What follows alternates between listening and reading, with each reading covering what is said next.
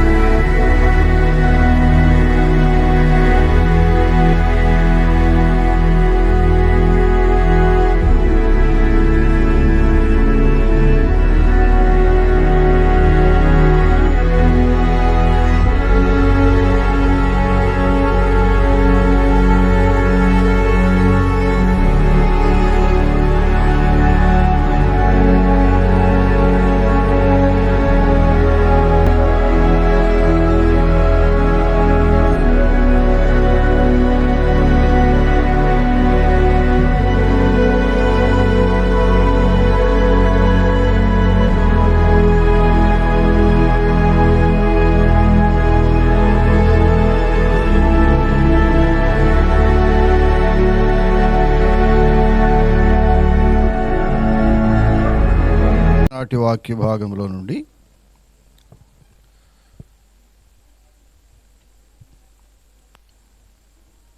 దావీదు భక్తుడు వ్రాసినటువంటి కీర్తన గ్రంథము 22వ కీర్తన 6వ వచనాన్ని మనం జ్ఞాపకం చేసుకుందాం.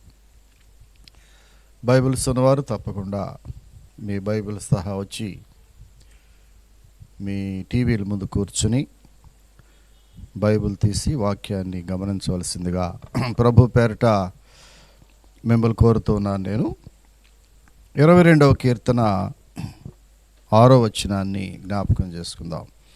నేను నరుడను కాను నేను పురుగును, నేను నరుడను కాను నేను పురుగును, నరుల చేత నిందింపబడిన వాడను, ప్రజల చేత తృణీకరింపబడిన వాడను. ప్రియులరా, ఈ 22వ కీర్తన, ఈ కీర్తనకు ఒక చక్కని టైటిల్ ఒకటి ఉంది. అదేంటి తెలిసిన? కల్వరి కీర్తన. 22వ కీర్తనకు ఒక చక్కని పేరు, ఇది కల్వరి కీర్తన. అంటే క్రీస్తు యొక్క శిలువ శ్రమలను చూపిస్తూ ఉంది. క్రైస్తవ సమాజంలో ఈ శ్రమల దినాలు ప్రారంభమైనాయి కదా. మొన్న బుధవారం శ్రమల దినాలు ప్రారంభించబడినాయి.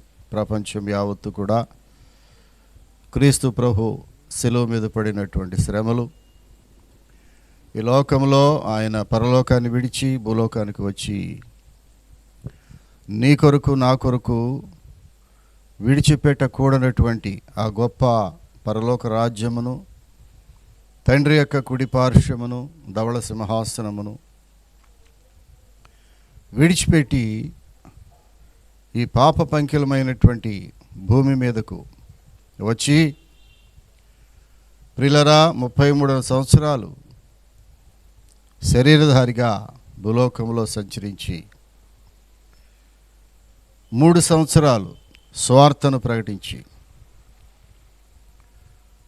ఆయన పడినటువంటి శ్రమలు, ఆయన పడిన హింసలు, ప్రియులరా, అవన్నీ కూడా జ్ఞాపకం చేసుకోవడానికి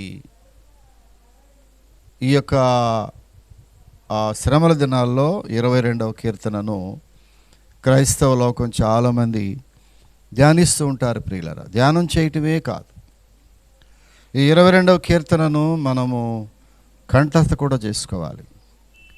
యెషయా గ్రంథము 53వ అధ్యాయము, ఇవన్నీ కూడా శిలువ ధ్యానములతో నిండినటువంటి వాక్య భాగంలో ప్రియులారా. తప్పక ఈ 40 రోజులు లెంట్ దినాలన్నా మనం పెద్దలు వాటికి చక్కని పేరు పెట్టారు. లెంట్ దినములు అనగా ఉపవాస దినములు ప్రకటించుకుని దేవుని సన్నిధిలో ప్రతిరోజు దేవుని మందిరానికి వచ్చి ప్రార్థించవలసినటువంటి ప్రత్యేకమైన దినములు ఇవి. ఈ దినాల్లో మనం ప్రియులరా ఈ కల్వరి కీర్తనను జ్ఞాపకం చేసుకోవటం అనేది దేవుని యొక్క చిత్తమైనది. ఈ కీర్తన భాగంలో 6వ వచనములో మనం చూసినట్లయితే, నేను నరుడను కాను, నేను పురుగును, నరుల చేత నిందింపబడిన వాడను, ప్రజల చేత తృణీకరింపబడిన వాడను. ప్రియులారా, నేను పురుగును. మీకు తెలుసు,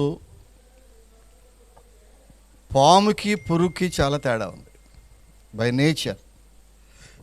పాముకి పురుగుకి, పాముని మనం కొట్టడానికి ప్రయత్నం చేస్తే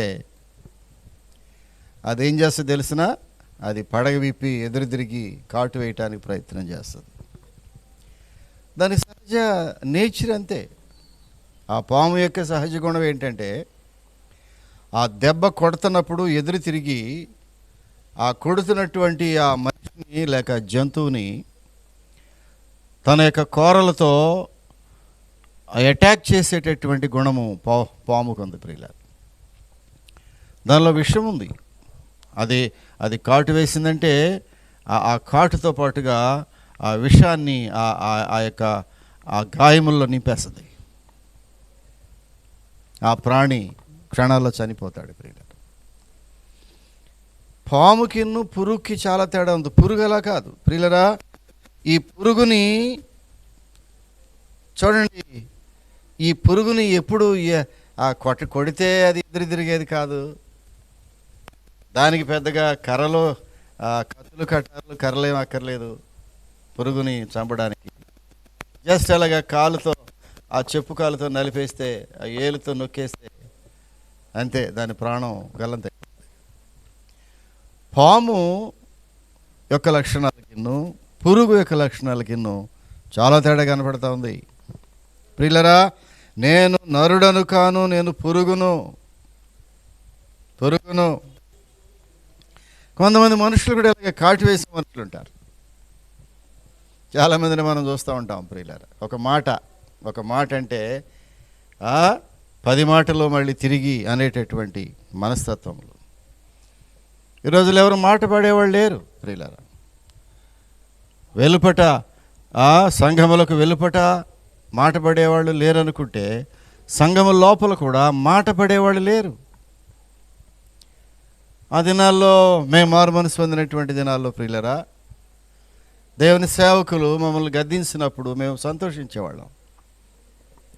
అది ఒక గొప్పగా, అది ఒక ఆధిక్యతగా, నన్నే దేవుని సేవకులు గద్దిస్తున్నారు.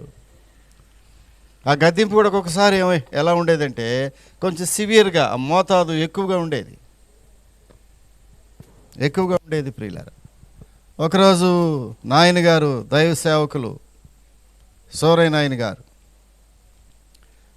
ఒక గ్రామ ప్రాంతానికి సువార్త నిమిత్తమై వెళ్ళినప్పుడు ఫిక్టర్మాక్స్ లైట్ తీసుకెళ్లాల్సి వచ్చింది.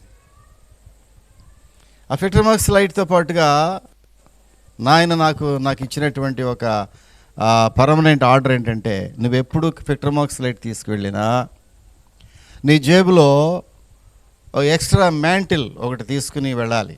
ఆ కవర్, కొత్త మ్యాంటిల్ కవర్ తీసుకుని వెళ్ళాలని చెప్తూ ఉండేవాడు. ఇంకా వేరే చెప్పక్కర్లేదు. ప్రతిసారి దైవ సేవకులు మాకు చెప్పాల్సిన అవసరం ఉండేది కాదు. ఆ ఫిక్టర్మాక్స్ లైట్తో పాటుగా జేబులో ఫిక్టర్మాక్స్ లైట్కి ఒక మ్యాంటిల్ ఉండేది. అది ఒకవేళ ఊడిపోయినా మా పాకెట్స్లో రెడీగా 1 లేదా 2 కొత్త మ్యాంటిల్స్ ఉండేవి. ఈ రోజుల్లో అవి ఫిక్టర్మాక్స్ లైట్ల అవసరత లేదనుకోండి. ఒకరోజు మీటింగ్ జరగటానికి వెళ్ళి ఉండగా అక్కడ ఫిక్టర్మాక్స్ లైట్ వెలిగిస్తూ ఉంటే దానికి ఉన్నటువంటి ఆ మ్యాంటిల్ ఆ గాలికి ఊడిపోయి కింద పడిపోయింది. వెంటనే మ్యాంటిల్ కావాలి, జేబులో చేయబెట్టుకుంటే మ్యాంటిల్ లేదు. నేను అనుకున్నాను, ఈరోజు నాయనతో అయ్యగారితో తిట్లు తప్పవు నాకు అనుకున్నాను. ప్రియులరా, ఆ సాయంకాల సమయంలో ఆ గ్రామంలో అయ్యగారు నన్ను పిలిచి, ఏమయ్యా మ్యాంటిల్ ఏది? అయ్యా లేదు, మర్చిపోయాను నేను. భయంకరంగా తిట్టారు. దేవుని సేవ ఇది, సేవాపకరణలు మోయేవారులారా, మిమ్మల్ని మీరు పవిత్రపరుచుకొని జాగ్రత్తగా ఉండు. ఇవన్నీ వాక్యాలు తీసి అయ్యగారు చాలా గట్టిగా మందలించారు నన్ను. అమ్మ కూడా బాధపడ్డారు. అయ్యా ఎందుకు ఆ పిల్లల్ని అలా తిడతారు మీరు? బాగా తిట్టారు. నేనేం బాధపడలేదు. దైవజనులు నేను చేసిన తప్పు కదా, ఒక దేవుని కార్యం అది. అక్కడ ఒక పవిత్రమైనటువంటి దేవుని ప్రాముఖ్యమైనటువంటి ఒక కూటానికి మేము వెళ్ళినప్పుడు అక్కడ ఎంతమంది దేవుని యొక్క వాక్యం వినడానికి సిద్ధంగా ఉన్నారు. ఆ సమయంలో పెట్రోమాక్స్ లైట్ లేకపోతే, ఆ యొక్క కాంతి లేకపోతే ఎంత పరిస్థితి, భయంకరమైన పరిస్థితి. తర్వాత ఎక్కడికో బరిగెత్తుకెళ్ళి ఏదో తెచ్చి మళ్ళీ దాన్ని కట్టి ఆ లైట్ వెలిగించే వరకు కూడా సమస్య అయింది ప్రియులారా. ఆ దినాల్లో దేవుని సేవకులు మమ్మల్ని గద్దించినప్పుడు తిరిగి మరలా ఒక మాట అనే పరిస్థితి లేదు. ఈ రోజుల్లో దేవుని సేవకులు ఎవరినైనా ఒక యవనస్తుడిని గద్దిస్తున్నప్పుడు, ఒక విశ్వాసాన్ని సరిదిద్దుతున్నప్పుడు, వారు ఆ గద్దింపులను బహుజాగ్రత్తగా ఇవి నాకు తైలాభిషేకం అండి, దేవుని సేవకుల యొక్క గద్దింపులో నాకు తైలాభిషేకము, భక్తుడు మాట్లాడతాడు. అలాగా నువ్వు భావిస్తున్నావా సహోదరుడా, సహోదరి? ఈ మధ్యాహ్న కాల సమయంలో దైవజనులు మమ్మల్ని తిట్టేస్తున్నారండి, దైవజనులు మమ్మల్ని మర్యాదగా మాట్లాడట్లేదండి. ఎంతమంది మర్యాదల కొరకు చర్చికి వచ్చేవాళ్ళు, ప్రెస్టేజ్లు లేనిపోయిన ఫాల్స్ ప్రెస్టేజెస్, దేవుని మాటకు లోబడే పరిస్థితి లేక, దేవుని యొక్క సేవకుల మాటకు విలువ లేదు. ప్రియులరా, దేవుని సేవకుల మాటకు విలువ లేదు. నీ జీవితంలో ఎలా ఉన్నదో నాకు తెలియదు. ఈ మధ్యాహ్న కాల సమయంలో ఇక్కడ పాము యొక్క గుణగణాలకును పురుగు యొక్క గుణగణాలకు తేడా ఉంది, బహు వ్యత్యాసం. నేను పామును అనలేదు ప్రియులరా, నేను నరుడును కాను, నేను పురుగును. ఇది క్రీస్తుకి ముంగుర్తుగా, క్రీస్తుకు అన్వయించి ప్రియులరా, ప్రియులరా, ఆ క్రీస్తుకు అన్వయించి కల్వరి కీర్తన అనే పేరు పెట్టి ఇక్కడంతా కూడా క్రీస్తు ప్రభు యొక్క శ్రమలు, ఆయన గాయములు, ఆయన ఎముకలు ఎలా ఉన్నాయో ప్రియులరా 14వ వచనం అంటాడు, నేను నీళ్ల వలె పారబోయబడి ఉన్నాను, నా ఎముకలన్నీ స్థానము తప్పి ఉన్నవి. 17వ వచనం అంటాడు, నా ఎముకలన్నీ నేను లెక్కింపగలను, వారు నిదానించుచు నన్ను తేరి చూచుచున్నారు. 18వ వచనము, నా వస్త్రములు వారు పంచుకొనుచున్నారు, నా అంగీ కొరకు చీట్లు వేయుచున్నారయ్యా. క్రీస్తు ప్రభు శిలువ మీద పడినటువంటి ఆ శ్రమలను కల్వరి కొండ మీద, ఆ శిలువలో క్రీస్తు ప్రభువుని ఆ మిట్ట మధ్యాహ్న సమయంలో ఆ శిలువలో ఆయన మేకులు కొట్టినప్పుడు ప్రియులారా, శరీరమును తూట్లుగా పొడిచినప్పుడు ఆయన యొక్క బాధ, ఆయన శ్రమలను వర్ణిస్తూ 22వ కీర్తన. క్రీస్తు ప్రభు మరణానికి చాలా కాలం ముందే ప్రవచనాత్మకమైనటువంటి దేవుని వాక్యములు ఇవి ప్రియులారా. అందుకే భక్తుడైన దావీదు కూడా ప్రవక్త అయిన దావీదు, ఆయన రాజు మాత్రమే, చక్రవర్తి మాత్రమే కాదు, కానీ ఆయన దేవుని యొక్క ప్రవక్త, కీర్తనాకారుడు, ప్రవచనాత్మకంగా రాసిన మాట ప్రియులారా. నేను పురుగును, నేను మనుషులు కాటు వేసే పరిస్థితి. మనుషుల యొక్క విధానం ఎలా ఉంటుందంటే, పాము యొక్క నైజము కాటు వేసే పరిస్థితి. మాటకు మాట, ఎవరో ఒక మాట అంటారంతే, 10 మాటలు అనాలి రెడీగా ఉంటుంది ఈమె. ఆ కుర్రాడు ఎవరో ఒక మాట అన్నాడు, ఈ కుర్రాడు 10 మాటలు అంటే రెడీ అయిపోతుంటాడు అంతే. ఆ మాట భరించాలని కానీ కొండ మీద ప్రసంగం చేశారు ప్రభువారు ఒకరోజు. కొండ మీద ప్రసంగం చాలా ప్రియులరా పాపులర్ సర్మన్,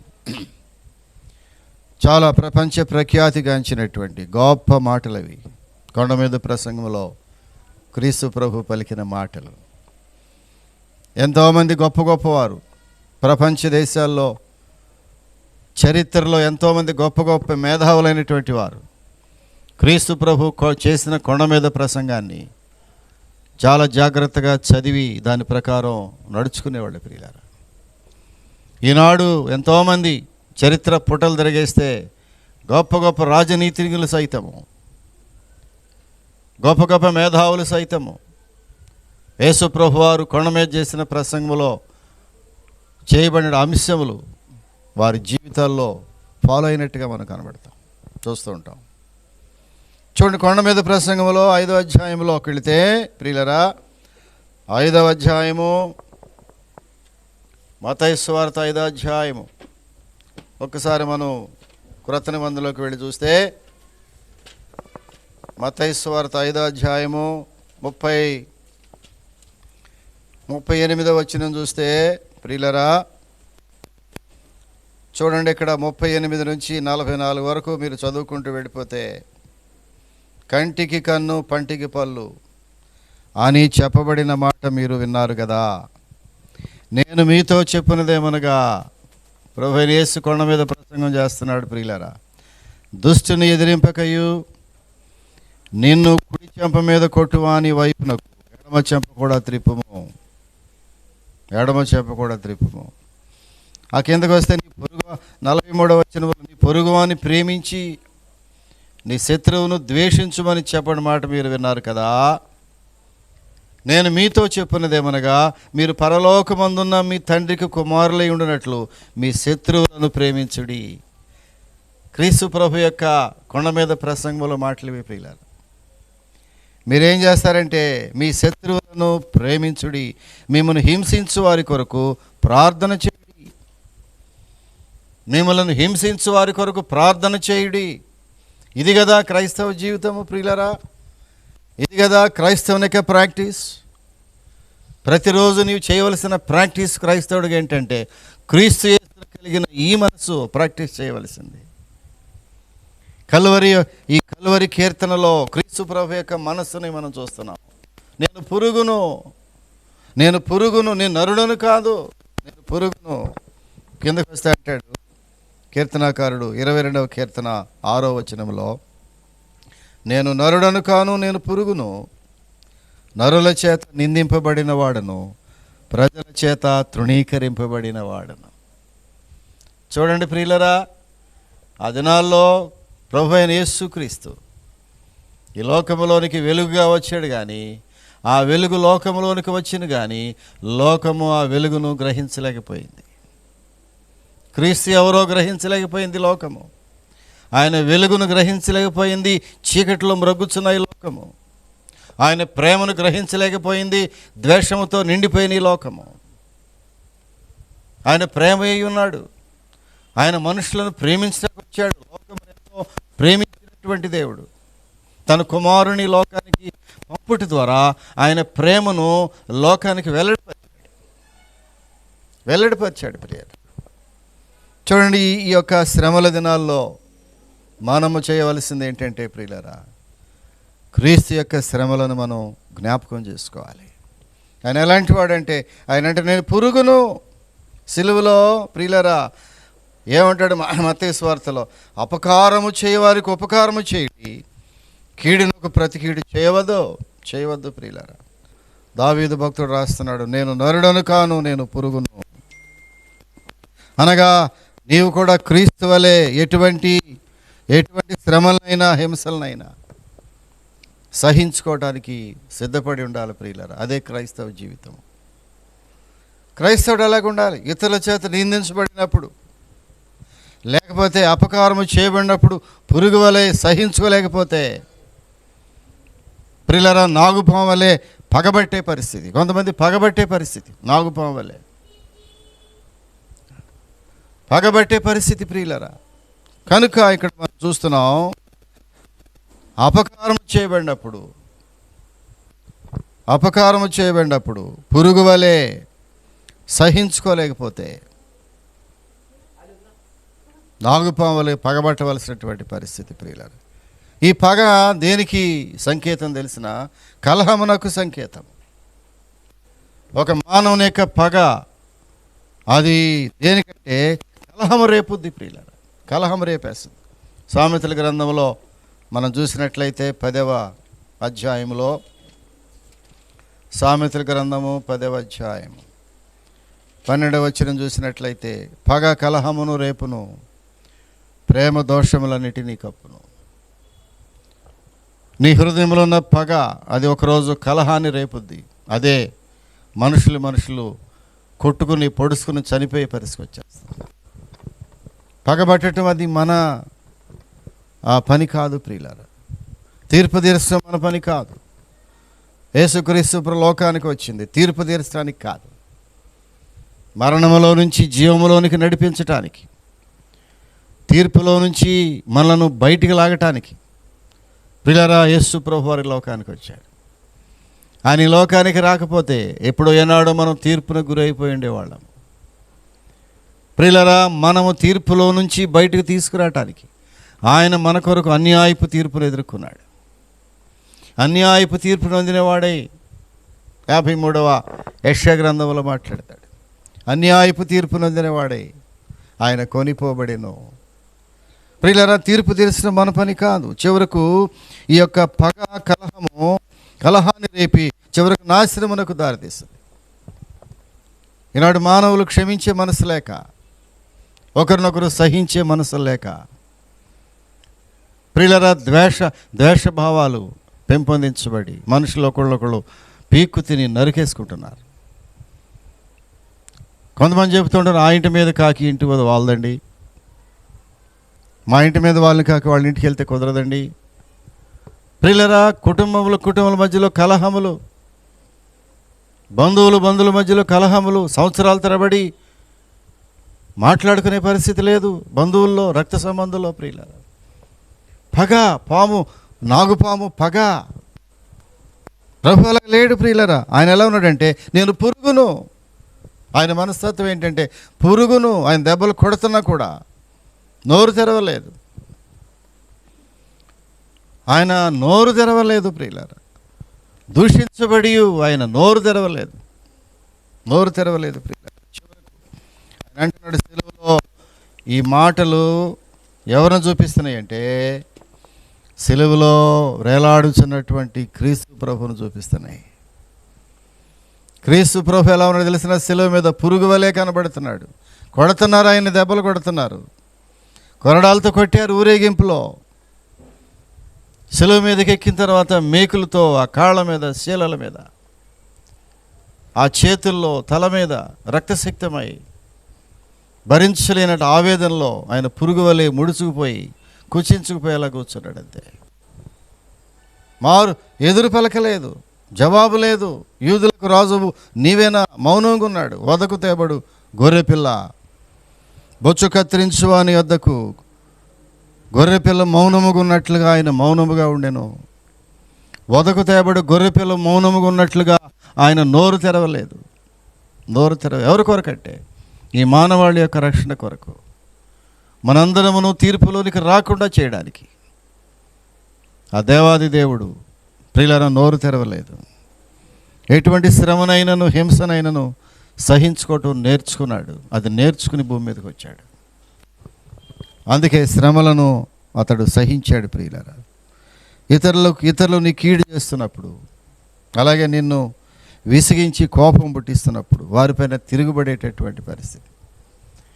చాలామంది మనుషులు తిరగబడే మనస్తత్వం, ముఖ్యంగా యవనస్తులు ప్రియులారా, వారు ఏదైనా ఒక మాట భరించలేక తిరుగుబాటు చేసేటటువంటి మనస్తత్వం. తల్లిదండ్రుల మీద తిరుగుబాటు, సంఘాల మీద తిరుగుబాటు, దేవుని సేవకుల మీద తిరుగుబాటు. ప్రియులారా మగపిల్లలు, ఆడపిల్లలు అంతా ఒకటే. ప్రతి ఒక్కరి యొక్క మనస్తత్వము తిరుగుబాటు చేసే మనస్తత్వం. యేసు ప్రభు వారి యొక్క మనసులో అది ఎక్కడ లేదు ప్రియులారా. యేసు ఆ క్రీస్తు యేసునకు కలిగిన ఈ మనస్సు మీరును కలిగి ఉండి. ఏంటి ఆయన మనస్సు ప్రియులారా? పిలిపిలికి రాసిన పత్రికలో మనందరికీ తెలిసినటువంటి వాక్య భాగంలో చూద్దాం. 2వ అధ్యాయము పిలిపిలికి రాసిన పత్రిక. ఒకసారి మనం వెనక్కి వెళ్ళి చూస్తే 2వ అధ్యాయము పిలిపిలికి రాసిన పత్రిక 5వ వచనం చూసినట్లయితే, క్రీస్తు యేసునకు కలిగిన ఈ మనస్సు మీరును కలిగి ఉండుడి. ఇది క్రీస్తు యొక్క మనస్సు. ఆయన పాము వలె పగబట్టే మనస్సు కాదైంది. పురుగు లాంటి వాడు.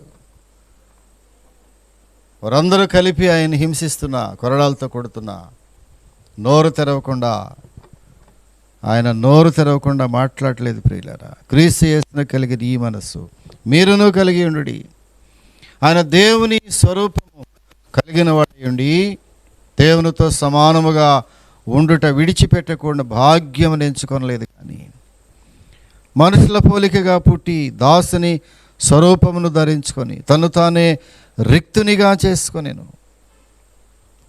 మరి ఆయన ఆకారమందు మనుషుడిగా కనబడి మరణము పొందినంతగా, ఆయన శిలువ మరణము పొందినంతగా, అనగా శిలువ మరణం పొందినంతగా విధేయత చూపినవాడే తను తాను తగ్గించుకొనెను.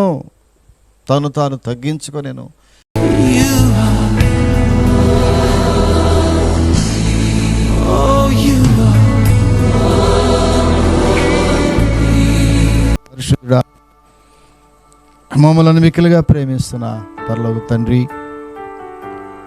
నీ వాక్యాన్ని బట్టి వందనాలు ప్రభువా. 22వ కీర్తనలో 6వ వచనం ద్వారా మాతో మాట్లాడావు. నేను నరుని కాదు, నేను పురుగును, నేను శ్రమల పాలైపోయాను ప్రభువా.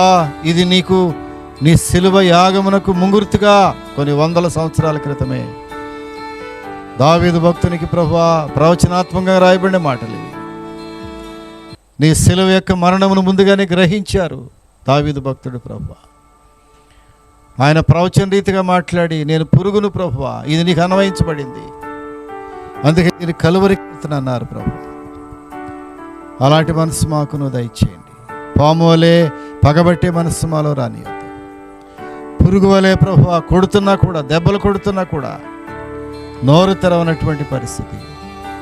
ఓ అతడు హింసించబడుతున్నప్పటికీ నోరు తెరవలేదు. వదకు తేబడు గొర్రెపిల్ల మౌనముగా ఉన్నట్లు అతడు మౌనముగా ఉండెను అని రాయబడి ఉంది ప్రభువా. నీవెక్కడ నోరు తెరవలేదు ప్రభువా. మరణానికి అప్పగించుకుంటున్న సమయంలో కూడా నీవు నోరు తెరవలేదు. దుఃఖాక్రాంతుడివై ప్రభువా చూడనొల్లని వానిగా, మనుషులు చూడనొల్లని వానిగా అయిపోయావు ప్రభువా. అంత అందమైనటువంటి శరీరమును చూచుటకు స్వరూపమైనను సొగసైన లేకుండా అయిపోయావు. ఎంతగా మేము హింసించాం ప్రభువా. దేవా, అలాంటి గొప్ప మనస్సు మాకు నేర్పించండి. వాక్యం వింటున్న ప్రతి ఒక్కరిని జ్ఞాపకం చేసుకోండి. ఎంతమందో ఈ వాక్యాన్ని ప్రభువు తిలకిస్తూ ఉండగా ప్రతి వారి మనస్సులో నాకు కూడా క్రీస్తు ప్రభువుకి మనసు కావాలని, క్రీస్తు యేసున కలిగిన మనసు నాకుంటే చాలని ఒక దృఢ నిశ్చయిత ఈ సాయంకాలం మధ్యాహ్నకాల సమయంలో బిడ్డలు నేర్చుకోవడానికి సహాయం దయచేసి.